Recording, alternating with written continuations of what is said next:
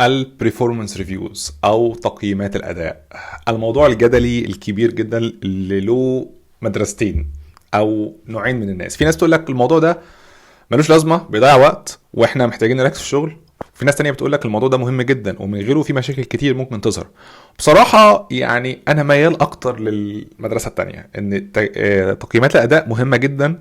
البرفورمانس ريفيوز يعني فرصة عظيمة جدا جدا لتطوير الموظفين وتطوير الأداء ومشاركة الآراء ما بين المدير والموظف وما بين حتى مدير المدير ورؤية دايما أداء الفريق والمشاكل فين وحلها.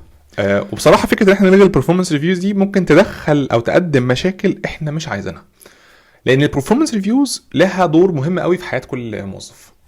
وفي الفيديو ده هنعرف مع بعض ليه البرفورمانس ريفيوز او تقييمات الاداء مهمه جدا، وهنتكلم عن شويه نصايح لتبسيطها من غير ما تفقد اهميتها، من غير الموضوع ما يتحول لمجرد ان احنا بنستف ورق، لاكشلي او حقيقه بروسيس بنطلع منها قيمه لينا احنا الاثنين، انا سواء انا او مديري او مديري وانا، ونبدا نتناقش ازاي نبدا نعلى بمستوانا عن طريق البرفورمانس ريفيوز. يلا بينا نبدا. وانا احمد الطويل وده عن تقييمات الاداء. طيب ليه تقييمات الاداء مهمه؟ خلينا نبدا بمثال بسيط قوي. تخيل ان انت شغال في شركه مفيش فيها يعني performance ريفيوز او تقييمات اداء، وكل يوم الصبح بتروح الشركه بتشتغل نفس الشغل، مش عارف امتى ممكن تاخد ترقيه، مش عارف امتى ممكن تاخد زياده في المرتب، ودايما بتسال نفسك سؤال مهم قوي: هو حد شايف شغلي؟ هل اللي انا بعمله ده والمجهود اللي انا ببذله ده حد شايفه وحاسس بيه؟ حد مقدره؟ الوضع ده وضع مش حلو، وضع ممكن يقتل الحماس اللي جواك او يقتل رغبتك في التطور. والناس الطموحه او الموظفين الطموحين في الغالب بيهربوا من البيئات اللي زي دي وبيسيبوها وبيمشوا، فبالتبعيه الشركه بتبدا تخسر المهارات الطموحه عندها اللي هي كانت ممكن في المستقبل تاخد مناصب قياديه. وخساره المهارات دي عمليه مكلفه جدا للشركات. فعشان كده تقييم الاداء مش مجرد كلام على ورق، مش مجرد ان احنا بنستف بيه الورق عشان نقول ان احنا عندنا تقييمات اداء وان احنا عندنا آلية او بروسس، ولكن الموضوع ده لما بيتعمل بطريقه صح بيبقى وسيله لتطوير الناس اللي جوه الشركه. يعني الموظفين بتوعك يبداوا يتطوروا، يبدا يبقى عندهم حافز للتطوير والتعليم، يبدا يبقى عنده منهج او طريقه ان هو يحسن بيها من مستواه، عشان هو دايما شايف ان في تشيكن بوينت او نقطه هو محتاج يبدا يتكلم فيها مع مديره ويبدا يشرح هو عمل ايه وهيعمل ايه وهكذا. فبالتبعيه كل ده بيعود على الشركه بالنفع وبيعود على الموظف نفسه بالنفع، لان هو بيبقى شايف النقطه اللي ممكن ياخد فيها ترقيه او يزود فيها مرتبه، وفي نفس الوقت الشركه شايفه النقط اللي ممكن تبدا تغير فيها من دمها، تعلي ناس وتنزل ناس وتغير في دم الشركه، والاثنين بيستفيدوا من الموضوع. فمفيش اي حاجه بتضر في البرفورمانس ريفيوز او تقييم الاداء الا انها تتعمل غلط. اسباب رئيسيه لتقييم الاداء. ليه بنعمل تقييمات الاداء او البرفورمانس ريفيوز؟ يعني اول حاجه ان احنا مكافاه الناس المناسبين بالطريقه المناسبه، عشان من غير تقييمات انت الموضوع هيبقى عشوائي وهيخش بقى نظام المحاباه وان انا بحب الشخص ده ومش بحب الشخص ده، فالموضوع بيبقى عشوائي جدا وبتخلق نظام من العشوائيه اللي بيقتل الكفاءات. فعشان كده وجود آلية في المكان بتساعد على التطوير زي البرفورمانس ريفيوز، يبقى في تشيكن بوينتس نقدر نتكلم فيها، ده مهم جدا بالنسبه لتقييمات الاداء. 2. الفيدباك بتكون اكثر عمقا وتفصيلا. صحيح ان التقييم الفوري او اللي هو الشفهي او اللي انت بتقوله وانت واقف مع مديرك او مع زميلك مع زميلك بطريقه سبونتينيوس او عفويه مهم جدا، وبيساعد الناس انها تتحسن وتاخد جرعه تفاؤل وتكمل. ولكن التقييم الاداء الحقيقي بيبان في التقييم السنوي او ال6 شهور او كل 6 شهور، اللي هو البايرلي او اليرلي، اللي هو بنقيم فيه فتره الشغل ككل ونبدا نقيس المخرجات الفتره دي ومدخلاتها ومشاكلها ونحلها. في مقوله حلوه قوي بتقول ان النقد اللحظي او التقييم الفوري بيعالج التفاصيل، ولكن التقييم السنوي او التقييم الكلي اللي هو بيتعمل كل 6 شهور او كل سنه بيغير العادات. فده مهم قوي نركز فيه. الحاجه الثالثه هو تقييم اداء المديرين. التقييمات مش الموظفين بس ولكن المديرين، يعني في جزء من الآلية دي ان المديرين بيجي مديرينهم يبصوا يتكلموا مع الموظفين. يعني انا مثلا لو انا شغال في شركة فانا المفروض في جزء من الآلية دي ان مديري بيجي يتكلم معايا وياخد مني يعني مدخلات على اداء مديري. والموضوع ده كويس جدا، لان لو في مدير مش بيشتغل كويس او ضاغط على فريقه او عامل مشاكل، ممكن يبقى سبب كبير ان ناس كتير تسيب الشغل وتمشي. فده مهم جدا حتى للشركه وللاداره ان هم يشوفوا اداء مديرينهم زائد اداء موظفينهم بدون تحيز وبدون محاباه. طيب احنا دلوقتي اتكلمنا عن اهميه البرفورمانس ريفيوز وليه وجودها مهم. خلينا بقى نتكلم ان ازاي نبني نظام تقييم ناجح او برفورمانس ريفيو ناجح. الموضوع ده له 5 محاور هنتكلم عليهم، وكل محور هنبدا نشرح شويه تفاصيل فيه. والمحور الاول لينا ان التقييم المفروض بيكون عمليه مراجعه مش مفاجاه، بمعنى ان ما ينفعش موظف يتفاجئ بالتقييم بتاعه، ما ينفعش يبقى اول مره يسمع عن المشاكل بتاعته بعد 6 شهور او سنه، سواء الشركه بتعملها كل 6 شهور او سنه. طب دي حلها ايه؟ ان يبقى في دايما وسيله اتصال مفتوحه ما بين المدير والموظف، ان مثلا المدير بيقابل موظفه مره كل اسبوع، مره كل اسبوعين، او مره كل شهر على حسب حجم التيم وظروفه. وفي الميتنج ده بيبداوا، او في الاجتماع ده بيبداوا يتكلموا مع بعض عن المشاكل الصغيره، ويبداوا يشوفوا هيحلوها ازاي، ويحطوا يعني شويه اكشن ايتمز صغيره او خطط عمل صغيره يبداوا يحلوها مع بعض، عشان يبقى في تغييرات صغيره مستمره بدون مشاكل وبدون مفاجآت بعد 6 شهور او سنه. 2. خلي تقييمك الشخصي يتراجع. قبل ما تقدم التقييم لازم تراجعه، سواء بتراجعه مع مديرك او بتراجعه مع شخص انت بتثق فيه عنده خبره اكتر منك. لو انت بتقيم زميلك راجع دايما التقييم بتاعك. لو انت هتقيم مديرك او بتقيم نفسك راجع التقييم بتاعك. ليه محتاجين نراجعه؟ لان زي ما الكود بتاعك او شغلك عموما او الفرق لو انت بتكتب كود في فرقه تقنيه او بتعمل شغل في حاجات غير تقنيه محتاج تراجع. فالبرفورمانس ريفيو او التقييم الدوري بتاعك محتاج تراجعه هو كمان، لان وللاسف التقييم ده تاثيره كبير وتاثيره اكبر ويمكن يبقى اكتر اهميه من شغلك الحقيقي، فده مهم جدا. 3. خليك دقيق. الدقه مهمه جدا في التقييمات، وهنا انا هبدا اتكلم في النقطه دي بامثله اكتر عشان محتاجين نناقشها بصفه عمليه. خلينا نفترض ان انت عندك زميل اسمه احمد وعايز تديله فيدباك، واحمد ده مهندس شاطر وانت عايز تكتب فيه فيدباك حلو. فانت هتقول مثلا ايه؟ والله يا جماعه احمد ده مهندس شاطر جدا وعظيم وانا بحبه جدا وعايز الناس كلها تبقى زيه. ده تقييم مش حلو، لان انت هنا اتكلمت عن صفات الشخص مش عن افعاله. ولكن مثال جيد انك تقول ان احمد اظهر اصرار عظيم في تسليم المشروع على الرغم من التغييرات اللي كانت بتيجي بصفه مستمره، كان دايما هادي في التغييرات وبيحاول يساعدنا، وكمان كان مرن في الاجتماعات وبياخد ويدي معانا او بيفتح نقاشات ايجابيه للتيم. فبالتبعيه الشغل معاه كان مريح جدا ومن غير ضغط.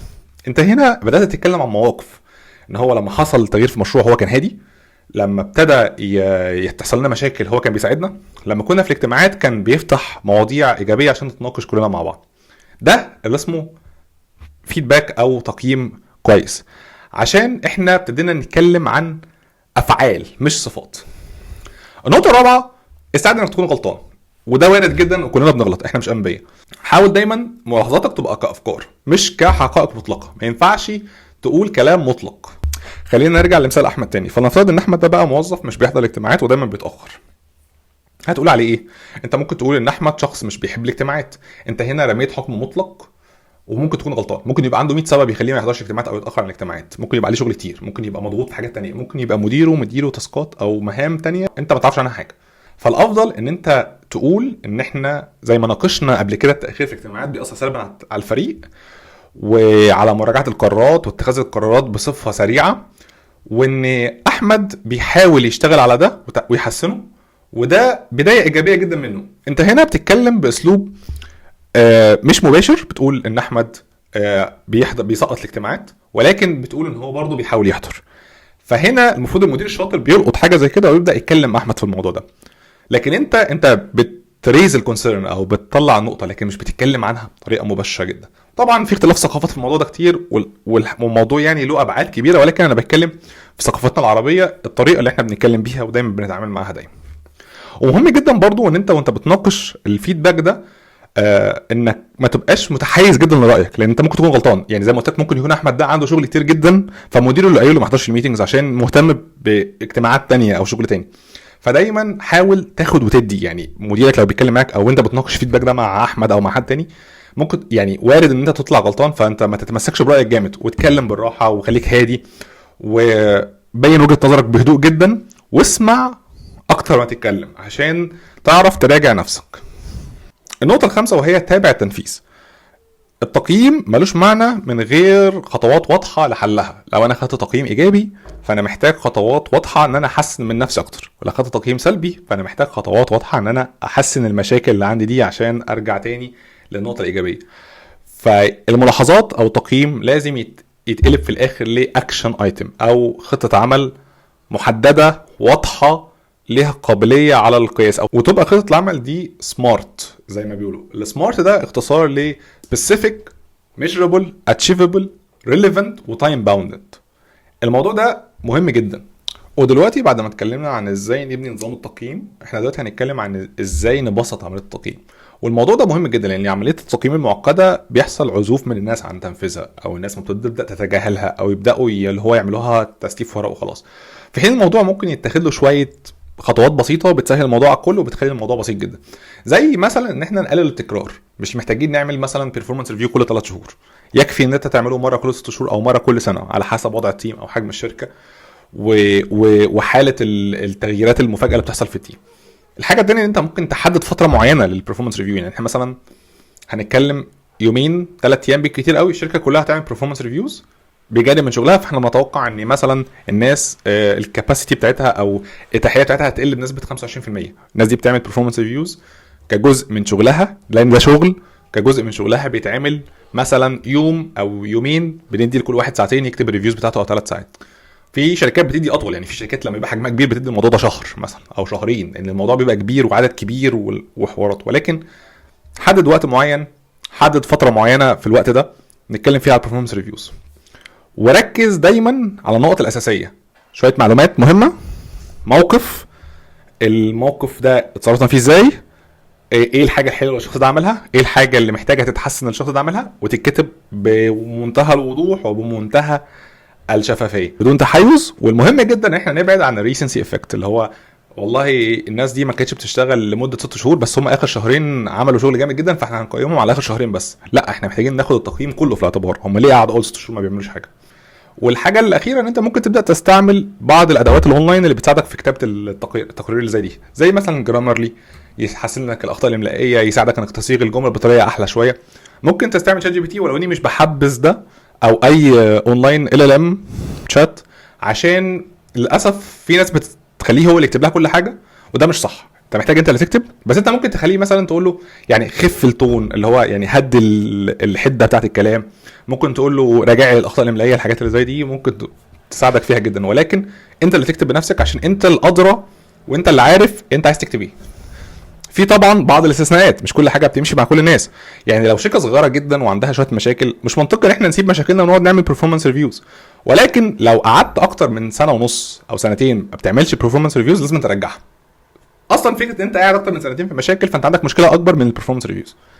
بس هي لازم تبقى ان بليس، لان انت لازم تبقى موجوده، لان انت لو ما عملتش performance reviews الناس هتبدا تمشي. الناس مش فاهمه هي المفروض تعمل ايه عشان ايه اللي يحصل. الانون ده او عدم المعرفه ده مش حلو للموظفين عموما. وفي النهايه تقييمات الاداء عمليه مهمه جدا، مش عمليه بنملى بيها ورق، مش عمليه بنضيع فيها وقت، ولكن عمليه بتحاول انها تقدم يعني اطار عمل مستدام، اطار عمل ناجح، ويساعد الموظفين على تطوير وتطور، ويساعد المديرين على التطوير والتطور، ويساعد الاداره على التطوير والتطور. بيساعد كل الناس بس يتعمل صح. ما يبقاش مجرد نملى، ما يبقاش مجرد ان احنا بنملى ورق، ما يبقاش مجرد ان احنا بنقول يلا بس عديها بس ونمشي، ما يبقاش مجرد ان احنا بناخد بقى فتره طويله تبقى تقيله على قلبنا والكلام ده كله. هي تقيله على قلب الكل، ولكن هي جزء من شغلك، لازم يتبص لها انها كجزء من الشغل. ولو فيها مشاكل تتحسن، ما نلغيهاش. ده مهم جدا، ان لما بيبقى في مشكله في عمليه التقييم في بعض الشركات، في شركات بتقوم لغيها او موظفين بيعزفوا عنها. ده مش حاجه حلوه. يعني لازم انت تتحسن. في مشكله نشوف المشكله فين ونحلها. ليه الناس ما بتعملش performance reviews كويسه؟ ليه المديرين مش بيزقوا الناس انها تعمل performance reviews كويسه؟ وهكذا. واخيرا لو حاسس ان التقييم ده حاجه مش مهمه او في مشاكل، اتكلم مع مديرك. انت لازم تتكلم معاه، يعني جزء من دور مديرك ان هو يساعدك ويدعمك في تطوير نفسك. فعمليه التواصل بين المدير والموظف اللي تحته دي عمليه مهمه جدا ولازم نحافظ عليها بصفه مستمره. وفي النهايه شاركنا رايك، هل شايف ان البرفورمانس ريفيوز او تقييمات الاداء مهمه، وهل هي عمليه فعاله فعلا لتقييم الموظفين، وهل انت شايف ان شركتك بتنفذها بفعاليه؟ يا ريت تكتب لي في الكومنتات وانا هبص عليهم كلهم. شكرا جدا ليكم، سلام عليكم.